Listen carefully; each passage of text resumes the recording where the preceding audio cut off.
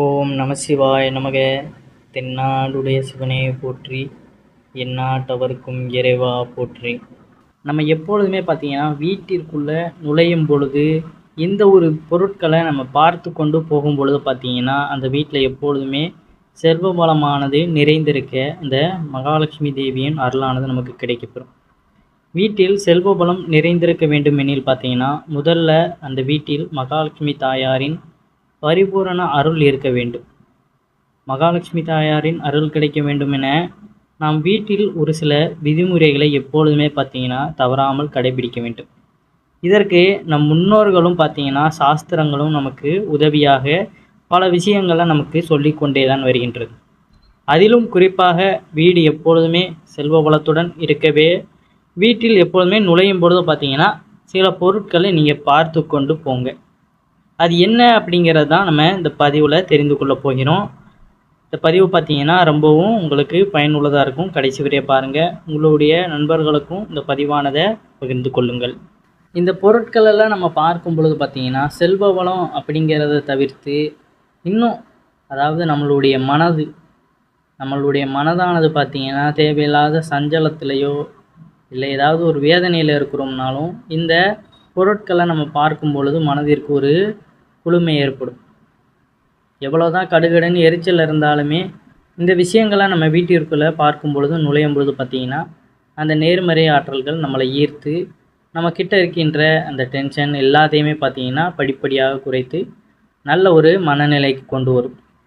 அப்போ வீட்டில் நம்ம நுழையும் பொழுதே பார்த்திங்கன்னா இந்த விஷயங்கள் நமக்கு எவ்வளவு உதவிகரமாக இருக்கிறது அப்படிங்கிறத நம்ம உணர்ந்து கொள்ளலாம். அதனால் நீங்கள் வீட்டிற்குள்ளே நுழையும் பொழுதே பார்த்திங்கன்னா இந்த ஒரு பொருட்களை நீங்கள் பார்த்து கொண்டு வீட்டிற்குள்ளே செல்வது நல்ல சிந்தனைகளையும் செயல்களையும் வீட்டிலையும் நல்ல ஒரு பேச்சு திறனையும் கொடுக்கும். செல்வ வளம் பெருகணும், மகாலட்சுமி தாயாரின் அனுக்கிரகம் நமக்கு பரிபூரணமாக கிடைக்கணும்னா மங்களமான பொருட்களை நம்ம வீட்டில் நிறைந்து வைத்திருக்க வேண்டும். அப்படி மங்களமான பொருட்கள் அப்படிங்கிறதே என்னென்று சில பேருக்கு தெரிந்திருக்கும், தெரியாமலும் இருக்கும். அது என்னென்ன பொருட்கள் எவையெல்லாம் இருக்கணும் அப்படிங்கிறதையும் தொடர்ந்து பார்க்கலாம். வீட்டில் நுழையும் பொழுது பார்த்திங்கன்னா முதலாவதாக நம் தெய்வ படங்களை பார்க்க வேண்டும். முதல் விஷயம் பார்த்திங்கன்னா சுவாமி படங்களை நம்ம பார்ப்பது அப்படிங்கிறது சிறப்பானது அப்படின்னு சொல்லப்பட்டுகிறது. முன்பெல்லாம் வாசல்லே பார்த்திங்கன்னா கஜலட்சுமி தாயார் படம், விநாயகர் படம் என ஏதேனும் ஒன்றை நிலைவாசலில் செதுக்கி வைத்திருப்பார்கள். இப்பொழுது பெரும்பாலும் பார்த்திங்கன்னா அப்படி வைப்பதில்லை.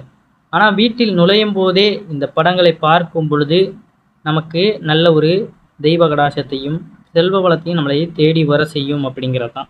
ஏன்னா இப்போ உள்ள காலகட்டத்தில் பார்த்திங்கன்னா நிறைய வீடுகளை டிஃப்ரெண்ட்டாக நல்லா அவங்களுக்கு தகுந்தாப்பில் அவர்களுடைய விருப்பத்திற்கு கட்டிக்கொள்கிறார்கள். அது அவரவர் விருப்பம்தான். இருந்தாலும் பார்த்திங்கன்னா தெய்வத்துடைய உருவம் படைத்த இந்த மாதிரியான புகைப்படங்களையோ இல்லைன்னா பார்த்திங்கன்னா நம்ம டோர் வைப்போம்ல நிலைவாசல் கதவு, அதில் கூட பார்த்திங்கன்னா விநாயகர் படத்தையோ இல்லை லக்ஷ்மி தேவி படத்தையோ பார்த்திங்கன்னா இந்த மாதிரி நம்ம வைப்பது இன்னும் சிறப்பாக இருக்கும். அப்போ நம்ம வாசலில் உள்ளே நுழையும் பொழுதே பார்த்திங்கன்னா அந்த கதவை பார்த்துட்டு தான் நம்ம போவோம். அப்போ பார்க்கும் பொழுது பார்த்திங்கன்னா அந்த இடத்துலையும் நமக்கு ஒரு நல்ல ஒரு வைப் கிடைக்கும். ஏன்னா நம்ம தெய்வத்தை நினைக்க ஆரம்பிச்சிட்டோம். தெய்வம் மீது அளவு கடந்த அந்த நம்பிக்கை அன்பு இருக்குதுன்னா நமக்கு எப்பொழுதுமே அந்த மதிப்பும் மரியாதையும் இருந்து கொண்டே இருக்கும். ஏன்னா நம்ம இறைவனை நம்புகிறோம்.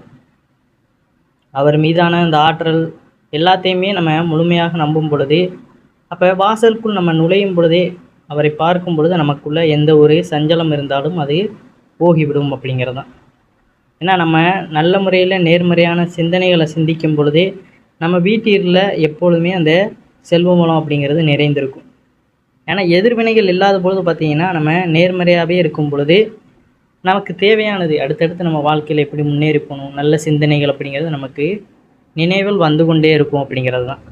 அதற்கப்புறம் வீட்டிற்குள்ளே நம்ம நுழைந்ததுக்கப்புறம் பார்த்திங்கன்னா வீட்டிற்குள்ளே நுழைந்ததுக்கு பிறகு நம்ம சுபத்தில் மாட்டி வைப்போம் பார்த்திங்களா, அந்த புகைப்படங்கள் அப்படிங்கிறது கோவில் கோபுரம், மயிலிறகு இல்லைன்னா மயில் தொகை விரித்து ஆடுவது போல், யானை நீரூற்று, சூரிய உதயம் இப்படி போன்ற படங்களெல்லாம் பார்த்திங்கன்னா நம்ம மாட்டியிருப்பது நல்ல பலனை தரும். அது மட்டுமின்றி பார்த்திங்கன்னா வீட்டிற்குள் நுழையும் பொழுதே நல்ல நறுமணமிக்க பொருட்கள் இருப்பதும் அதையுமே நம்ம பார்த்து கொள்ள வேண்டும் அப்படிங்கிறது தான். ஏன்னா சாம்பிராணி தூபம் நம்ம போடுவது சிறப்பு. அதுபோல் வீட்டில் உள்ளவர்கள் பார்த்திங்கன்னா எப்பொழுதுமே அந்த தேவையில்லாத பெர்ஃப்யூம் யூஸ் பண்ணுறதுக்கு பதிலாக ஜவ்வாதை பயன்படுத்துங்க. பச்சை கற்பூரம் இருக்குது பார்த்தீங்களா, அதை கூட பார்த்தீங்கன்னா அது காற்றில் கரைகிற தன்மை உடையது. அதையுமே பார்த்தீங்கன்னா நம்ம கரைய எடுத்து வைப்பது இன்னும் சிறப்பாக இருக்கும். வீடு முழுவதுமே அந்த தெய்வீக நறுமணம் அப்படிங்கிறது நமக்கு வீசிக்கொண்டே இருக்கும் அப்படிங்கிறது தான். வீட்டிற்குள் நுழையும் பொழுதே பார்த்தீங்கன்னா முகம் சுளிப்பது போல் இருந்தால் நிச்சயம் அந்த வீட்டிற்குள்ளே பார்த்தீங்கன்னா இந்த லக்ஷ்மி கடாசம் அப்படிங்கிறதும் இருக்காது. மற்றவங்க நம்ம வீட்டிற்கு வந்தாலுமே பார்த்தீங்கன்னா அந்த எதிர்மறை எண்ணங்கள் தான் வரும். ஏதாவது ஒரு துர்நாற்றம் அடிக்கினாலே பார்த்தீங்கன்னா அவர்கள் மனதிற்குள்ளேயே வீடை எப்படி வச்சுருக்கான் பாரு அப்படி இப்படின்னு ஏதாவது எதிர்வினைகள் தான் கிளம்பும். அதனால் எப்பொழுதுமே பார்த்தீங்கன்னா நம்ம வீட்டை நம்ம எந்த அளவிற்கு சுத்தமாகவும் இந்த தெய்வீக தன்மையுடனும் வைத்திருக்கிறோமோ அந்த அளவுக்கு பார்த்தீங்கன்னா நல்ல நேர்மறை ஆற்றல்கள் நமக்குள்ளே சூழ்ந்திருக்கும். இப்போ யார் வந்தாலுமே பார்த்தீங்கன்னா அந்த மனதை அவர்களுக்குள்ள நல்ல எண்ணங்களை உண்டு பண்ணும். தீய சிந்தனைகளை வந்தாலுமே பார்த்தீங்கன்னா அந்த நறுமணமானது அந்த தெய்வ கடாசம் அப்படிங்கிறது அவர்கள் மனதை பார்த்தீங்கன்னா மாற்றிவிடும் அப்படிங்கிறது தான். அதே போல் வாய்ப்பு உள்ளவர்கள் இசை வாத்தியங்களையும் வரவேற்பு அறையில் நம்ம வைக்கலாம்.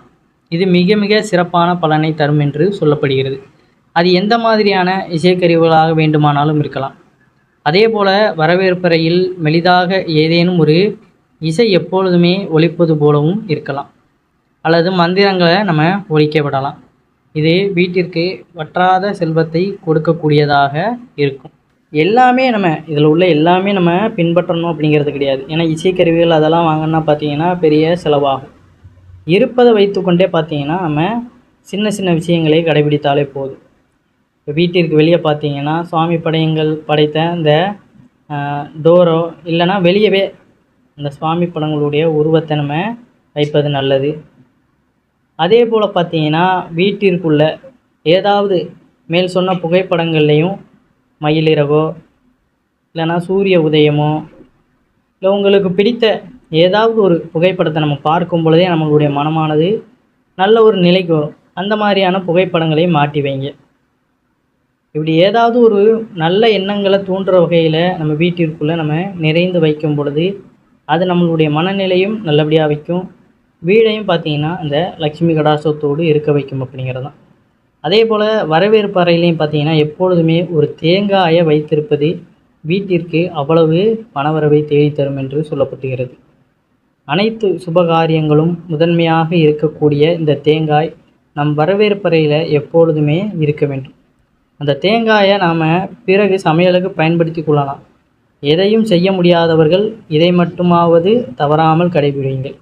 அதாவது நம்மளுடைய வீட்டு வாசலில் நுழைவு அந்த நுழைவாயில் இருக்குது பார்த்தீங்களா, அந்த இடத்துல நம்ம தேங்காய் வைப்பது சிறப்பானதாக இருக்கும். ஏன்னா தேங்காய் பார்த்திங்கன்னா நம்ம சமைப்பதற்கு வாங்கி வைப்போம், இல்லை நிறைய வாங்கி அடுக்கி வைத்திருப்போம். அதை வீட்டினுடைய நுழைவாயிலில் நம்ம நுழைவாயில்னால் வாசலுக்கு வெளியே கிடையாது, வாசலுக்குள்ளே ஒரு ஹால் மாதிரி சின்னதாக இருக்கும் பார்த்தீங்களா, அந்த இடத்துல நம்ம வைப்பது சிறப்பாக இருக்கும். அதே போல் பார்த்திங்கன்னா சில வீடுகளில் அந்த காலத்து வீடுகள்லாம் பார்த்திங்கன்னா இதை மிகுதியாக வைத்திருப்பார்கள். அதாவது உருளி அப்படிங்கிற இந்த ஒரு பாத்திரத்தில் பார்த்திங்கன்னா தண்ணீர் நிரப்பி அதில் மலர்களை போட்டு வைத்திருப்பார்கள். இது பார்த்திங்கன்னா மிகவும் விசேஷமானதாக கருதப்படுகிறது. அப்படியே வீட்டில் நம்ம அந்த அந்த மலர்களை சூழ்ந்த அந்த உருளியில் நம்ம பார்க்கும் பொழுது பார்த்திங்கன்னா நமக்குள்ளே ஒரு நல்ல ஒரு பரவச நிலை அப்படிங்கிறது வரும். இது மட்டுமன்றி பார்த்திங்கன்னா வாசற்படியில் போடும் இந்த கால் மிதியெல்லாம் நம்ம காலை துடைத்து கொண்டு வருவதற்கு பார்த்திங்கன்னா நம்ம சாக்கு இதெல்லாம் வைத்திருப்போம். அது எதுவாக இருந்தாலும் சரி, நம்ம கடையில் வாங்கினாலும் சரி, இல்லை நாமளே பயன்படுத்துவோம் அந்த சாக்குகளாக இருந்தாலும் சரி, அதையும் பார்த்திங்கன்னா எப்பொழுதுமே சுத்தமாகவும் எந்த ஒரு வாடையும் இல்லாமல் இருக்கிற வகையில் நம்ம வைத்திருக்கணும். சில வீடுகளில் பார்த்திங்கன்னா கிழிந்து போன பார்க்கவே ரொம்ப ஒரு மோசமான நிலையில் வைத்திருப்பார்கள். இதை ஒரு காலமும் செய்யக்கூடாது என்று சொல்லப்படுகிறது.